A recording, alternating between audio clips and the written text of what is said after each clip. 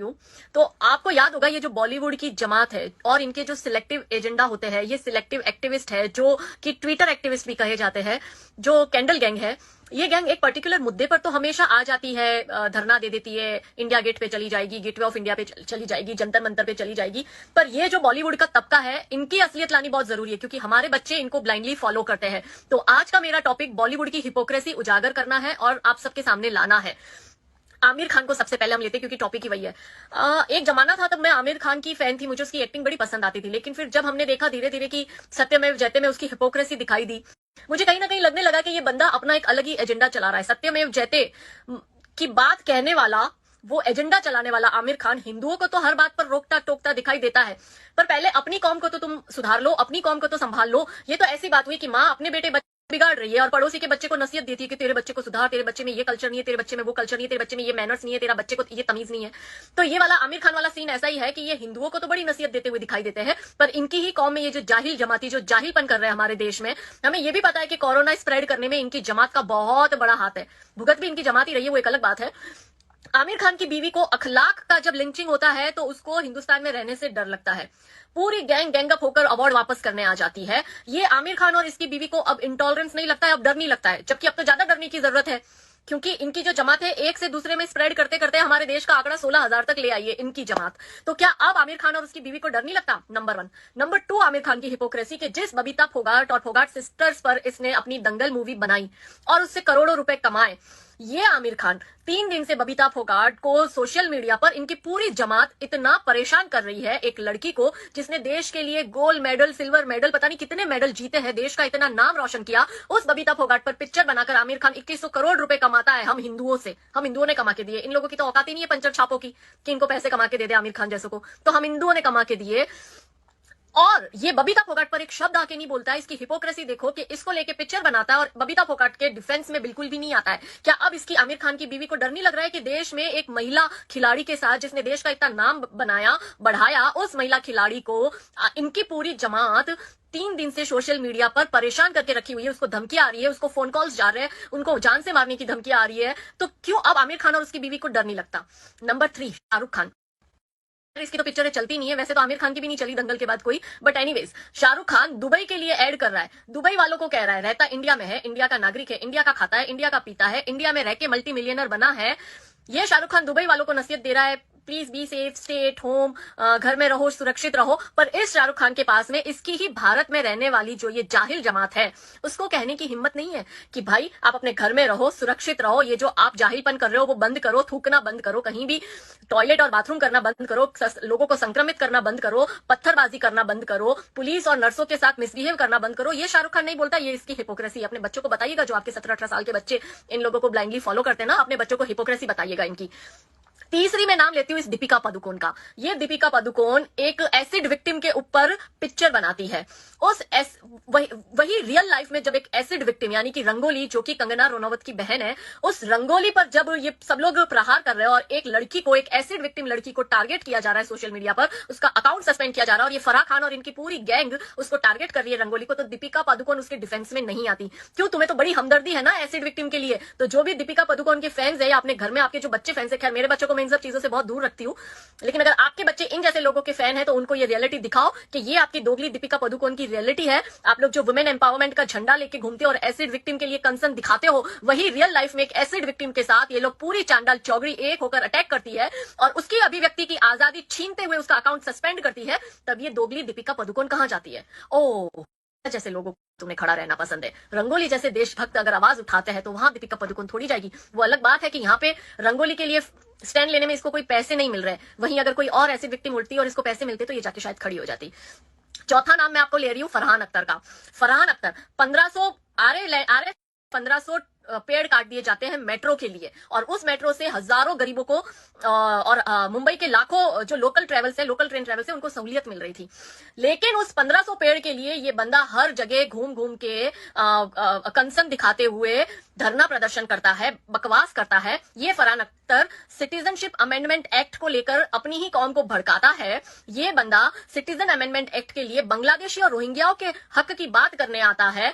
ये फरहान अख्तर, जब इसकी कौम हमारे पुलिस पर पत्थर मार रही है, मेडिकल स्टाफ पर पत्थर मार रही है, फीमेल नर्सेज एंड डॉक्टर्स के सामने नंगे हो रहे हैं ये लोग बाथरूम बोतल में भरकर हॉस्पिटल की विंडो से बाहर फेंक रहे हैं, ये हॉस्पिटल के दरवाजे के बाहर टॉयलेट और बाथरूम कर रहे हैं, ये सब्जी और फल फ्रूट में थूक लगाकर लोगों को संक्रमित कर रहे हैं, ये खाने में और पानी में बाथरूम मिलाकर ये लोगों को, हिंदू जो इनके कस्टमर्स हैं उनको पिरस रहे हैं। ये लोग अपनी कौम को नसीहत नहीं दे रहे हैं। मौलाना साद 20 दिन से ऊपर हो गया छुपा हुआ बैठा है, वो भगौड़ा मौलाना साद, जिसको पता था कर्फ्यू है, सब कुछ बंद है, लेकिन इसने जमात को वहां इकट्ठा किया और बाहर से विदेशी बुलाए, बांग्लादेशी, रोहिंग्या, और खत्म होने के बाद उनका काम था वो डायरेक्ट एयरपोर्ट से अपने गंतव्य तक निकले, पर नहीं, वो भारत की लोकल ट्रेन, लोकल बसों में ट्रेवल कर हर जगह पूरे इंडिया में इन लोगों ने संक्रमण फैलाया, पर फरहान खान अपने मुंह में दही जमा कर बैठा था। इसका बाप जावेद अख्तर और ये शबाना आजमी, मुझे ब्लॉक करके रखा हुआ है, शबाना आजमी ने 1.5 साल से ऊपर हो गया है, लेकिन ये जावेद अख्तर और शबाना आजमी जैसे हिपोक्रेट लोग जब ये बोलते हैं कि हमारे बांग्लादेशी और रोहिंग्या को भारत की नागरिकता क्यों नहीं दे रहे हो, लेकिन आज इनकी जमात जब देश के ही, जो देश के है, वो देश की ही पुलिस पर पत्थरबाजी कर रहे हैं, घायल कर रहे हैं, उनको मार रहे हैं, मॉब लिंच कर रहे हैं पुलिस का, इनके मर्द तो मर्द, इनकी औरतें भी पत्थर फेंक रही है, तब ये मुंह में दही जमाकर और मूंग भरकर बैठा हुआ जावेद अख्तर और इसकी ये हिपोक्रेट बीवी शबाना आजमी कहां गए? पूछिए इन लोगों से आप सवाल। ये महेश भट्ट, पूजा भट्ट और ये आलिया भट्ट की, इन लोगों की ये फैमिली की गैंग, और जिसमें ये सोनी राजदान, आलिया भट्ट की मां, और महेश भट्ट की पता नहीं कौन से नंबर की बीवी, क्योंकि ये लोग इतनी रखते हैं कि इन्हें नहीं पता इनकी कितनी बीवियां होती है। इन लोगों ने, ये सोनी राजदान ने 26/11 अटैक पर, अभी 26/11 गई थी, तब इसने अजमल कसाब के फेवर में ट्वीट किया था और ये आतंकवादी के लिए दया दिखा रही थी। ऐसे लोगों की मानसिकता कैसी होगी आप सोचिए। इन लोगों का जब तक आप लोग आर्थिक बहिष्कार नहीं करेंगे ना, लेट मी टेल यू, जब तक आप आर्थिक बहिष्कार नहीं करेंगे, इन लोगों की पिक्चरें देखना बंद करो, ये जिस चीज को एंडोर्स करते हैं, जो भी एडवर्टाइजमेंट में आते हैं, उसको खरीदना बंद करो, उसकी कंपनी को ट्वीट करो कि हम लोग बॉयकॉट करते हैं। अगर आप इन लोगों को एंडोर्स करेंगे तो हम वो चीजें नहीं खरीदेंगे। जब तक आप ये चीजें शुरू नहीं करेंगे, ये नहीं होने वाला। मुझे इस वक्त 1700 लोग देख रहे हैं, मैं उनसे यही गुजारिश करूंगी कि प्लीज स्ट्रांग बन जाइए। मैं सेक्युलरवाद बहुत ज्यादा मानती हूं और उसका मैंने बार बार प्रूव किया हुआ है, लेकिन सेक्युलरिज्म सिर्फ ये नहीं सिखाता कि आप एक समुदाय विशेष की हर एक गलत हरकतों पर पर्दा ढको और दूसरी मेजोरिटी को आप हर बात में टारगेट करो। नसरुद्दीन शाह, इसको डर लग रहा था हिंदुस्तान में, अब ये मुसलमान, इनके भाई जो पूरे हिंदुस्तान में कोरोना संक्रमण फैला रहे हैं, हर जगह घूम रहे हैं, मस्जिद में छुप रहे हैं जाके, अपने आप को ये लोग बाहर नहीं ला रहे हैं, ये संक्रमित, इतना ज्यादा संक्रमण इन्होंने फैला दिया। अब नसरुद्दीन शाह को और इसकी बेटी को और इसके बच्चों को डर नहीं लगता है? कुणाल कामरा, अनुराग कश्यप, अनुभव सिन्हा, ये नमूने ट्विटर पर आप लोगों को हर वक्त, ये लोग ट्विटर एक्टिविस्ट हैं, इनके पास कुछ काम धंधा है नहीं, ये बकवास करते हुए आपको दिखाई देंगे। इन लोगों की पिक्चरें तो चलती नहीं, अभी नेटफ्लिक्स पे सीरीजें बनाया करते हैं, मैं वो भी नहीं देखती हूँ इनकी। इन लोगों का जब तक आप बॉयकॉट कर इनको इनकी औकात और इनकी जगह नहीं बताओगे ना, ये सुधरने वाले नहीं। ये सब अभी मुंह में दही जमा के बैठे। एक ट्वीट करना तो छोड़ दो, इन्होंने एक शब्द भी नहीं लिखा तबलीगी जमातियों पे, बल्कि इन लोगों ने उल्टा बबीता फोकट को अटैक कर दिया, जबकि बबीता फोकट ने सिर्फ इतना ही लिखा था फोकट ने कि तबलीगी जमाती आज भी हमारे देश में नंबर 1 पर बने हुए हैं कोरोना फैलाने में, सिर्फ यही लिखा था। इसके बाद सोनम कपूर, ये सो कॉल सारी फेमिनिस्ट आ गई, अक्ल इनमें रत्ती भर की नहीं है, राई जितनी अक्ल नहीं है। ये सोनम कपूर, सोनाक्षी, तापसी, रिचा चड्डा, ह्यूमा कुरैशी, श्रद्धा कपूर जैसी सारी सो कॉल्ड एक्टिविस्ट हाथ में तख्ती लेकर I am ashamed, I am Hindustani, #temple Asifa के वक्त आपको दिखती है, पर यही सारी सो कॉल्ड फेमिनिस्ट को अब शर्म नहीं आती है कि ये अब एक तख्ती लेके खड़ी हो जाए और #तबलीगी जमातियों का लिखकर आई एम अशेम्ड लिख दे? नहीं करेगी, क्योंकि ये वही चीज करती है जिसका इनको पैसा मिलता है। पैसे के लिए इतनी हद तक गिर सकती है जिसका आप अनुमान नहीं लगा सकते, पर क्योंकि यहाँ पे इनके एजेंडे सेट नहीं हो रहे और सऊदी से अब इनको पैसा इस चीज के लिए नहीं आ रहा है, इसलिए ये लोग बकवास नहीं करेगी। ये बकवास तब करती है जब इनको एजेंडा हिंदुओं के अगेंस्ट चलाना होता है, लेकिन नजर के सामने जब सब मुसलमान ऐसी चीजें, ऐसी हरकतें कर रहे हैं, कॉपरेट नहीं कर रहे हैं एडमिनिस्ट्रेशन को, पत्थरबाजी कर रहे हैं पुलिस पर, नर्सों पर, डॉक्टर जिसको हम भगवान कहते हैं उन पे, तब ये एक चीज बोलती हुई नहीं दिखाई देती। और अगर हम इनको इनकी औकात और इनकी असलियत दिखाते हैं ना, इनके पुराने ट्वीट्स का स्क्रीनशॉट भेज के, तो ये सडनली आके सती सावित्री बनेगी, हिंदू मुस्लिम मत करो, हम सेक्युलर है। मतलब ये जब बोलती है तो वो सेक्युलर है और हम जब जवाब देते तो हम कम्युनल हो जाते हैं। इनकी हिपोक्रेसी पर मतलब सल्यूट करना है, इतनी हिपोक्रेट से आप इनकी पिक्चरें देखना बंद करिए। इसके बाद में ये रणबीर कपूर, वरुण धवन और आयुष्मान खुराना जैसे छुटपुटिए ट्वीट करके निकल जाएंगे। ये भले इनके इसमें सम्मिलित नहीं होते, इनके पूरे एजेंडे में या तख्ती गैंग की पूरे कैंडल मार्च में या इनके आंदोलन में, पर ये लोग इनके फेवर में, इनको बैकअप फेवर देते हैं। रणबीर कपूर, आयुष्मान, हमारी लड़कियां तो है बेवकूफ। रणबीर कपूर ओ चॉकलेटी बॉय करके मूर्ख, लड़कियां हमारी इनके पीछे पागल हो जाती है। अच्छा, रणबीर कपूर इनको सपोर्ट कर रहा है, मतलब सही होगा। अच्छा, रणबीर कपूर दीपिका पादुकोण को कन्हैया के साथ खड़े रहने में सपोर्ट कर रहा है, oh then we should support them. तो फिर ये सारी राइट विंग गैंग गलत है और रणबीर कपूर और इनकी पूरी गैंग सही है। वरुण धवन है, श्रद्धा कपूर है, आयुष्मान खुराना जैसे लोग, ये सब इनके पीछे से इनको सपोर्ट करते हैं। आपको याद होगा अभी एक तख्त मूवी आएगी कुछ वक्त बाद, करण जौहर की मूवी है। हालांकि करण जौहर अपने आप को काफी सुधार लिया है उस बंदे ने, मुझे नहीं पता फ्रंट में वो अपने आप को सुधारा हुआ दिखता है, हालांकि मैं इन लोगों पे भरोसा नहीं करती, बट फिर भी करण जौहर ने अपने आप को उरी अटैक के बाद में अपने आप को थोड़ा सा चेंज किया है, वॉट एवर। उसकी तख्त मूवी का जो राइटर है हुसैन हैदरी, वो 11 बार लिखता है, 11 बार Hindu terrorist, Hindu terrorist, Hindu terrorist, Hindu terrorist, ऐसा वो 11 बार लिखता है।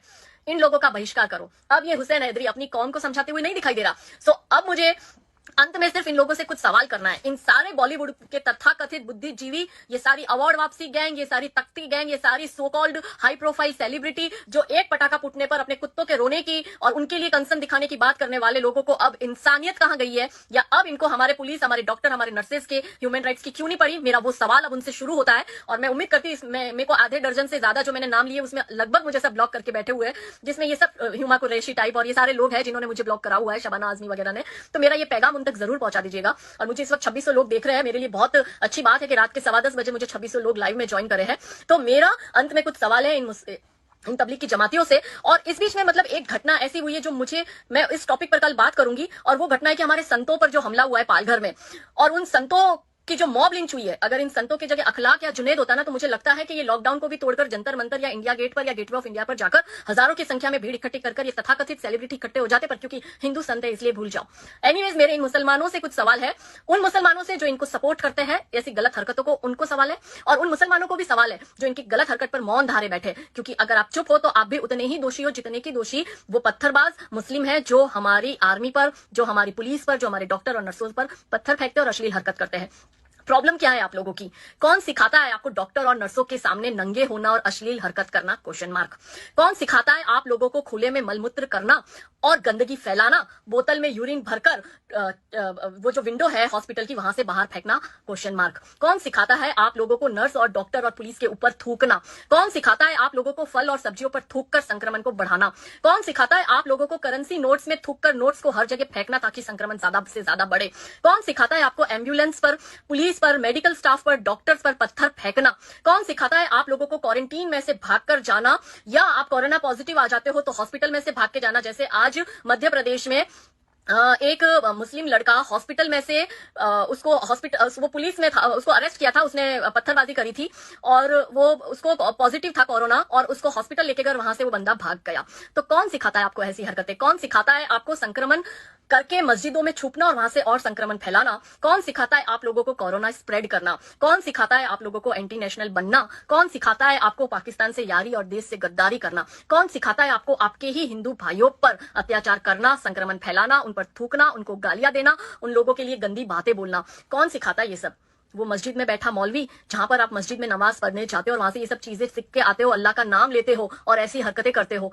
शर्म कर लो थोड़ी। अगर अभी भी शर्म नहीं आती है ना, तो फिर आप लोगों को, अगर हम फिर कुछ कहेंगे ना तो विक्टिम प्ले तो आप करने आ जाओगे, पर मुझे बोलने में कोई झिझक नहीं है कि आप लोगों को इस देश में रहने का कोई हक नहीं है। भूल जाओ बांग्लादेशी और रोहिंग्या की नागरिकता। मैं तो सरकार से आह्वान करती हूँ कि इन जैसे लोगों की भी नागरिकता छीन लो और इनको लात मारकर यहां से भेजो। और अगर ये नहीं जाते तो इनके साथ वो करो जो इनके साथ चाइना ने किया, जो इनके साथ ऑस्ट्रेलिया ने किया और जो इनके साथ श्रीलंका ने किया।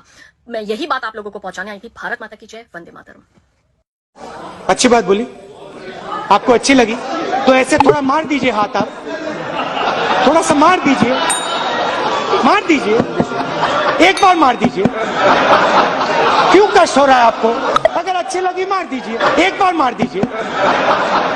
क्यों कष्ट हो रहा है आपको? अगर अच्छी लगी मार दीजिए।